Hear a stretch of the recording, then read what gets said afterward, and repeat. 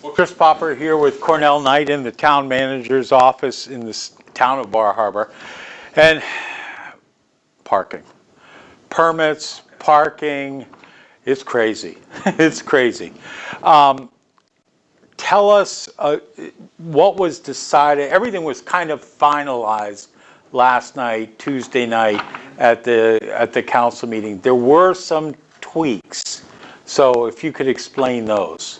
Sure. The previous meeting, they had approved the policy, and then over the course of a couple weeks, some issues arose. So they made some minor modifications. The biggest was to change the 2-hour maximum in a couple hundred spaces in the core area of the village to 4 hours maximum.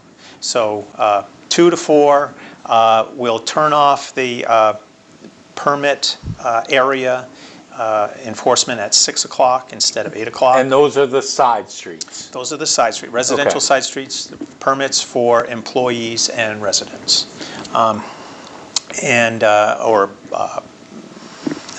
Non-resident can purchase a permit too. It's a higher fee, but they can park in those permit areas. Okay.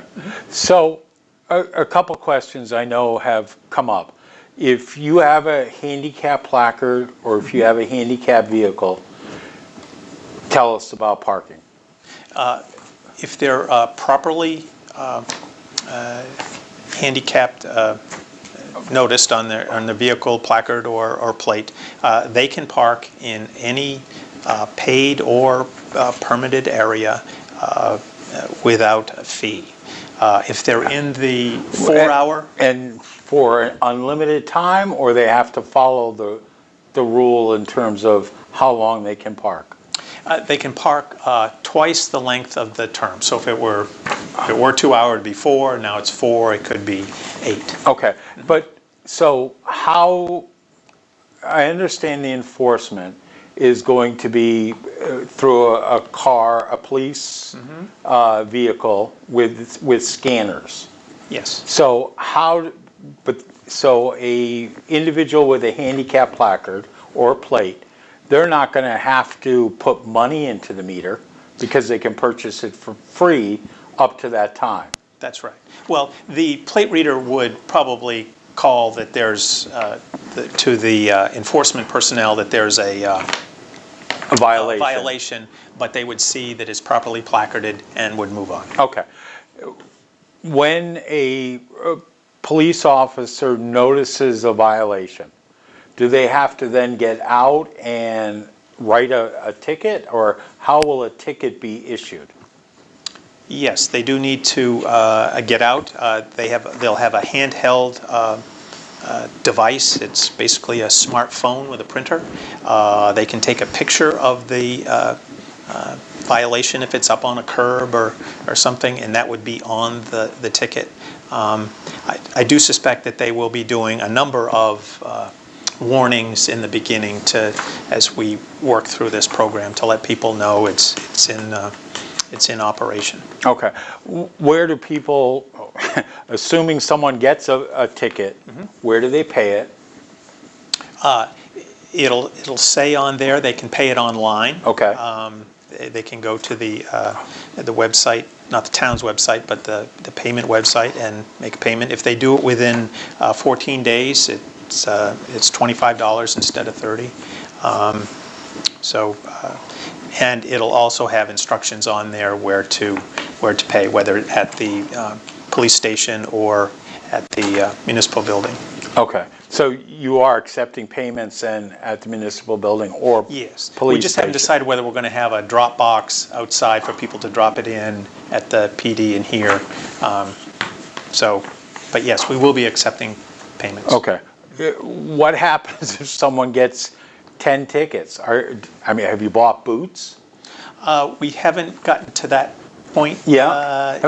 I'm thinking of like parking wars on TV that I see. We're going to have people going around with boots if they have so many unpaid parking tickets? I think as we get the data on how many tickets are out there. The Parking Solutions Task Force has been working on this for several years, is going to continue to meet monthly. Yeah. And so as we get data in on, scofflaws, not paying, we'll address it. As of right now, we have not purchased any booths. Okay. I do have some questions from people. So one of the biggest, I think, questions is how do people go and get the permit? Mm-hmm. So there's going to be a portal. It's going to be a portal. So they need to go on a computer or a phone or a smartphone, and there is an app for this. No, you'll go to a website, which we will have. It's the portal. We'll have it up. Right. Because right now we're still in the test stage, and we've tested it a couple times. We've sent them comments. It works pretty slick. Okay. I do have to say. On my phone, I was able to go in, buy a permit.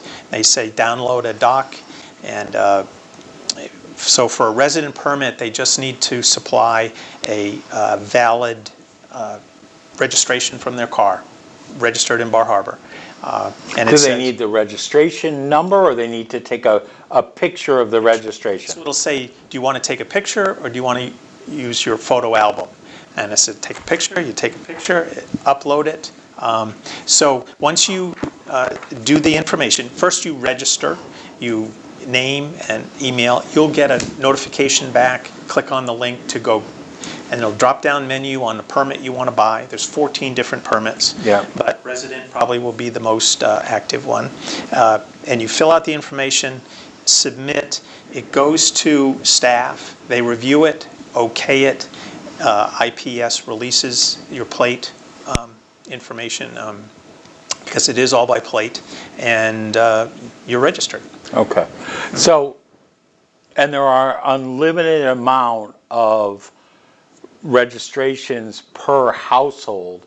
So if someone has their vehicle registered in the town of Bar Harbor, mm-hmm. and they have 3 vehicles in Bar Harbor registered to their home, paying excise tax to the town, they can register as many vehicles as they have. Is that correct? Yep, it's per registered vehicle. Okay. Mm-hmm. So, and there's no fee for a Bar Harbor resident, but there is a transaction fee. Yes, there's no fee. You can say for the permit. You can say it's free to the customer, but it isn't really free. The town is going to pay for it. We'll get a bill monthly for all the resident permits, and will come from the parking fund. Okay, so if I'm a Bar Harbor resident, I'm not going to have to pay that $2 transaction fee or whatever it is. That's right. Okay, so basically it is free for the Bar Harbor resident. Yes. Okay, that's great. One of the concerns that I've heard are elderly or people who are not computer literate. Mm-hmm. How do they go about doing it? I mean, someone, and I'm not sure if it was you or whomever, said, well, go to the Jessup and, use the computer. But for someone who's not very computer literate, that's difficult. Yeah. We do have a letter from the library that they are more than willing to help people. They do have computers. So people can go to the library. They'll be glad to help them set it up. They can talk to a friend who has a computer or a smartphone. It is very easy on the smartphone. They just have the information. As of last night's meeting, the council asked that we look into having a system here for people to do, and we are exploring that. Well, somebody asked why, if it's free for Bar Harbor residents, why doesn't the town just upload all the information, because you have everybody's plate number? Yeah, we're just not able to do that with the system. This is a third-party site, and they charge fees, and they will be charging us, and they have a system. Part of the delay is making changes to their canned program to fit our system. So that's why it's taking a little longer, that they need to make some changes, because not all municipalities are going to operate the same way. So we do have 14 different permit types. So we'll give this a try. Okay. You mentioned that the parking task force, I mean, this isn't something that's just come up overnight. This has been a multi-year process. And voters in Bar Harbor turned down a garage, but I'm guessing that's probably going to get revisited. So the parking task force is going to be meeting throughout the summer. What are the possibilities of modifications? I mean, so we're kind of we're starting next week, May 15th, hopefully.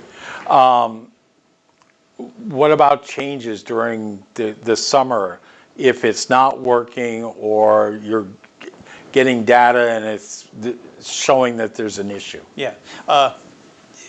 With the system as it is, we will have a fair amount of data on how long the spaces are used, the most frequently used spaces. Each meter has a sensor on it to determine when there is a vehicle there, when the vehicle leaves. So that helps with enforcement, so that they can see areas of expiration. They could go target that area instead of just cruising around.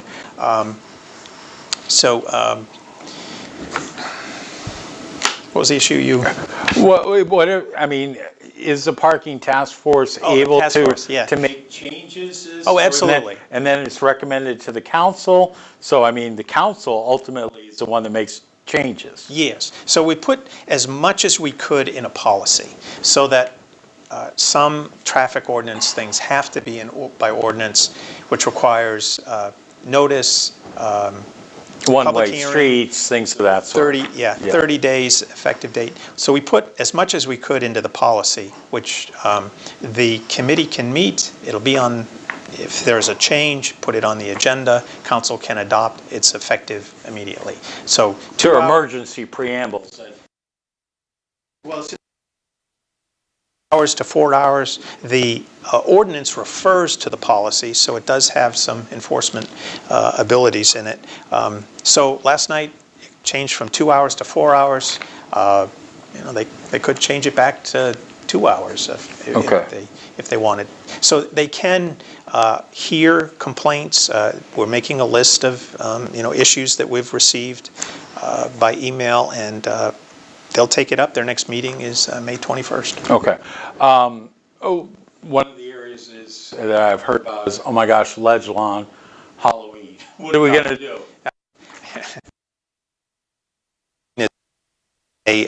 So there won't be any enforcement on that. Streets closed. Anyway, so it'll be the end of the season. Okay. So we're all set. All right. If a resident is having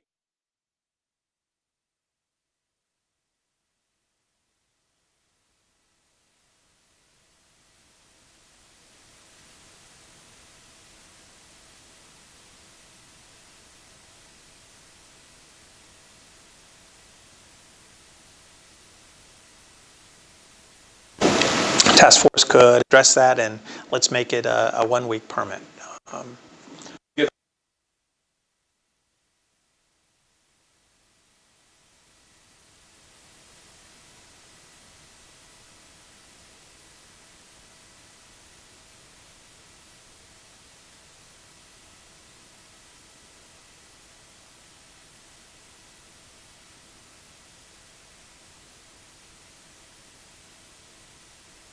They could park on the street, and their guests could park in their driveway or wherever they currently park. So. All right. So I've heard, and to Yankee ingenuity here, which I don't, but say I lived in Bar Harbor and I had a resident permit. Can I park on the street and rent out my driveway? The old the old parking in Fenway, and Yeah. can I rent out my driveway and put a couple people in there and make $20 a day? Yeah, I'm not sure that, we'll have to check with codes, because now you're taking commercial property and making it a commercial use, and your neighbors may not like having a commercial use next to their resident. Something we'll check, probably bring up with the task force. Okay. Here's one that I think is of concern to everybody. So you've got elderly people who are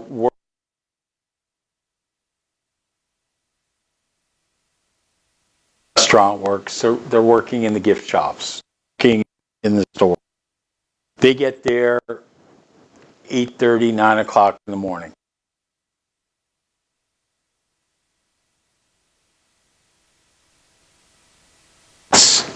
Which you can get was the $30. You need a copy of your paycheck, or a letter from the employer and your registration. Yeah. It's going to be far for them to walk from a side street. Any? Well, the side streets are set up for. Because the closest side street to downtown shopping is still 5, 6, 7 blocks away.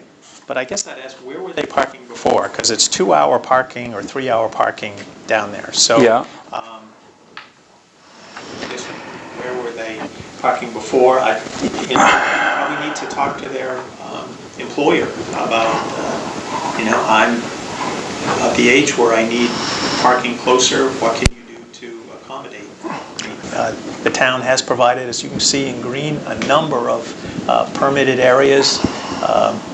And I'd add that around the hospital, it is the hospital zone, but anyone can park in the hospital zone. It's the hospital that can't park in the other zones. So there's a fair amount of area.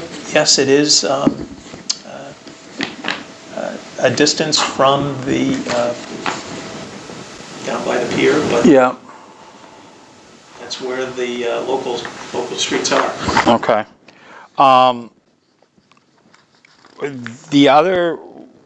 The money that's going to be collected, this is in a designated fund.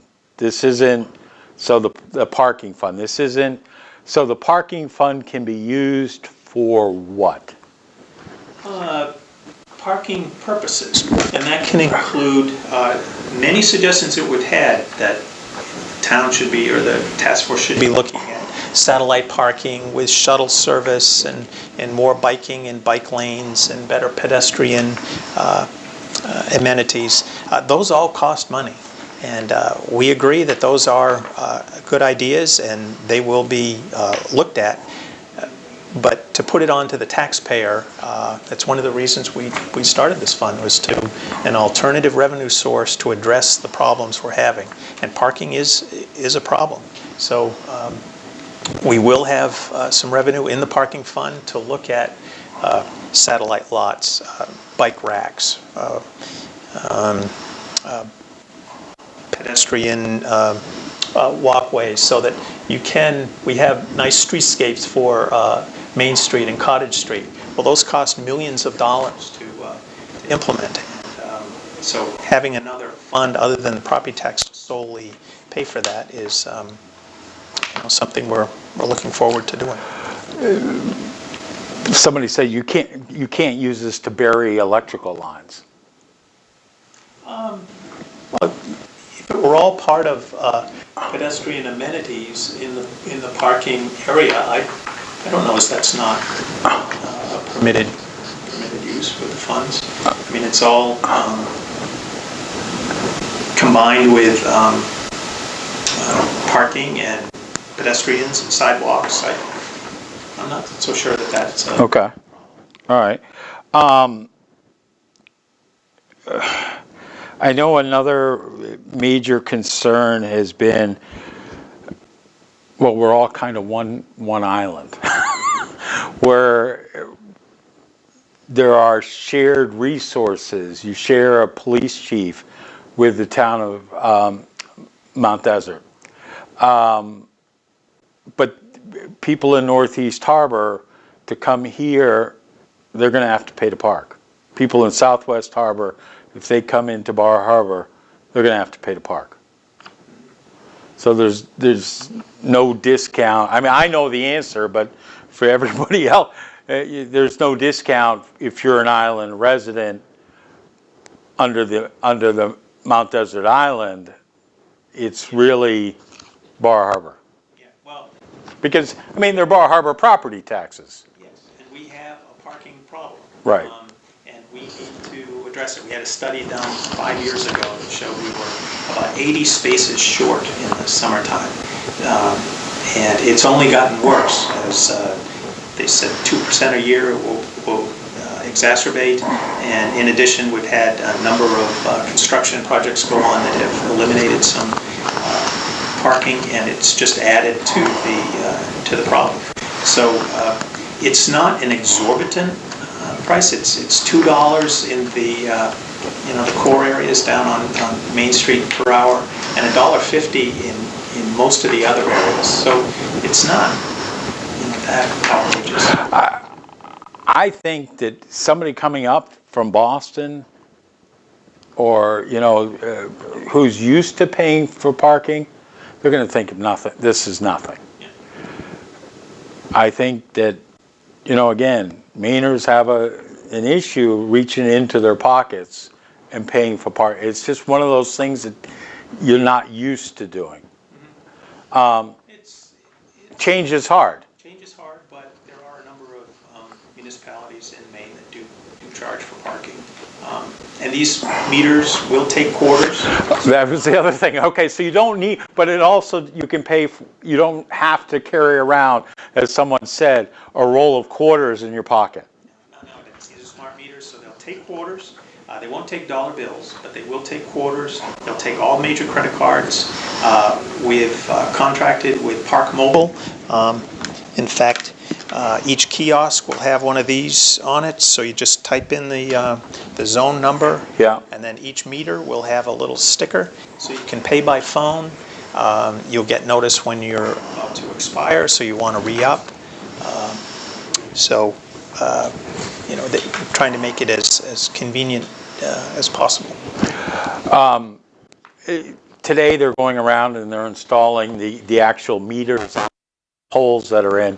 I asked you earlier, these aren't going to stay year-round. What happens come October or November 1st? November 1st, the crew will go around and remove them. They're bolted into the ground, and then we'll fill the holes with another, whether a nut or a plug, so that the snow can be removed easily. And then in the spring, they'll go back in their exact same location. Each meter needs to go back in their spot, so to speak. And so that's the plan. So, I mean, Bar Harbor residents, you only have to worry about this for, what, 5, 6 months, May through Basically, October. May 15th to October 31st is what we're to do. Okay. I think that's all the major questions I had. If you are going on a whale watch, if you're going on a extended trip more than 4 hours, where do you park?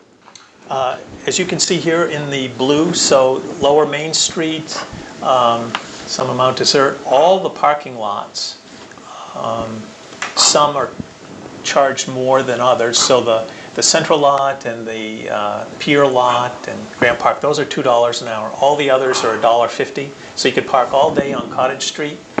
Just the first block towards Main Street is the 4-hour max. West Street, there's 2 blocks of meters at 4 hours. But any of the blue, you can park all day. Okay. And the cost for all-day parking is? $1.50 an hour. $1.50 an hour. Or $2 in some of the other. Okay. What about, I know that, I mean, private lots are I saw a great video by the the Congregational Church where they're going to pass out official church parking passes. And I'll link that. But what about, I mean, this is creating an extra work for the Bar Harbor Hannaford, for places that have lots. The Bar Harbor Inn, I mean, they got parking there. Has there been any thought about helping them, or how this is private property, it's up to you to take care of? Private property, yeah. They've had enforcement over there. At the Hannaford. They've had a problem there in the past, so there have been people enforcing their parking lot rules. So I think they'll maybe have to expand that. Okay. And again, so this is, the enforcement goes from what time to what time? So in the metered kiosk area, it's 9 a.m. to 8 p.m. Okay. And on Sundays, right. noon to 8 p.m. And on Sundays, it's basically free parking anywhere up until noon. That's right. Okay. Residential streets, in front of churches. I mean, and that was a major concern, was the churches that are being, oh, I did have a question. So what happens if you're going to Mass on a weekday and and a church doesn't have, or there's a funeral or something like that? Then you're going to have to park, either pay to park or park on the side street using your pass. That's right. Okay. I guess the last question I have is, how does this fit in? And again, this is kind of, you read, Facebook is great, and it's nasty as well. But I mean, people are saying, okay, well, it's the thought of, we're trying to limit traffic to Bar Harbor. We're trying to stop people coming to Bar Harbor. That's not the case. Correct? I mean, or is this me just saying this? I mean, you want visitors to come, but you have a parking, I mean, there is a parking problem. I mean, anybody who comes down during the height of the summer season knows that there's a parking issue. Yes, and by charging for parking, people may think twice about bringing their vehicle in. Well, I could just get on the Explorer and there'd be no charge. So that's one of the pieces where we think we might improve the parking situation, where people will take alternative plans, whether they park at the ferry terminal, and now we have a new pedestrian path, either walk in or bike in. But that then goes, and I'm playing the devil's advocate. So Bar Harbor is an age-friendly community, and you've got an age-friendly task force. How does that work hand in hand? Because, I mean, as people get older and they come to visit, especially in the shoulder seasons, they can't necessarily do that. No, but they maybe, with more spaces available, they'll find a space that is closer to their destination than it has been in the past, where vehicles were not moving in turnover like they should. So if there's more spaces available, then that would be more friendly. Okay. July 4th, free for all. Free for all on meters and kiosks will still be charged, but the permit areas. Okay. What about by the ball field? So you're going to watch your kid play t-ball, softball, baseball. Do you have to have a permit to park down by the? There's where are we? We're down here. We're not doing anything with that lot. On the street is permit. Park Street is permitted, and all the ones around there. All right. So I'm coming in. I'm from Ellsworth. I'm coming in to watch my son play the Acadian Youth Sports Team. This lot is full between the ball fields. Where do they go? They can go out on Main Street and And pay to park. pay to park. Okay. And if we hear from the ball teams that that's an issue, the committee can address it, and we'll see what we can do. Okay. The last thing, and somebody made a comment, and so we'll address it. You've got the bed and breakfast, so they're paying $750 a permit. That's pretty much, that's a lot of money. At the, we had a couple of bed and breakfast owners on the committee, and On the task force. task force, yes.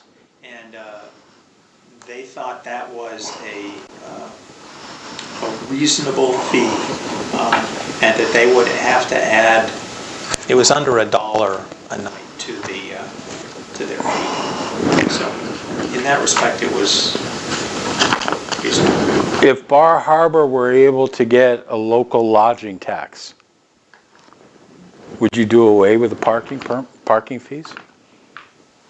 I mean, obviously that's a council vote, Yeah. but you as the town manager, would you recommend that they, if you were able to add a 1%, 2% lodging tax, the local option tax that city centers and communities like Bar Harbor have long proposed, what would you do? Would you eliminate that? Would you stay the course with this?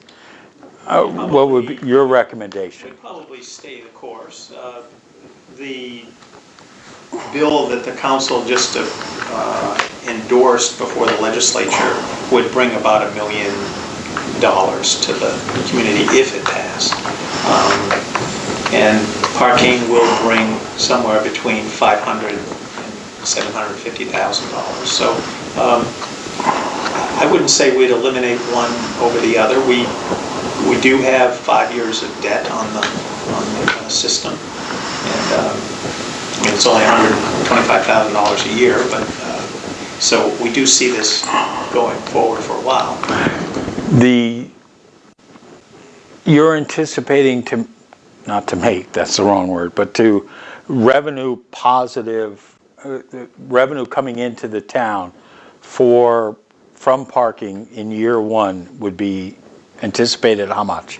A little over 500,000. Okay, and your debt service is 125,000? Yeah, so out of that, we've got to buy some more equipment in the next fiscal year, and we've got to pay for staff enforcement. We're buying things like bike racks, and so there's some expense. We're not doing a lot of expense on the permit on the parking side, because we're just not sure. We're being pretty conservative with it. So we'll see how the first year goes.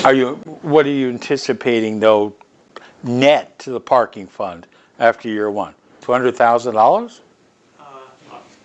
Probably 300. Okay, which is that's a lot of money. Yeah. Well, like running a shuttle service up to the ferry terminal is $300,000 to $400,000 a year. Okay, that was the other question that people have posed.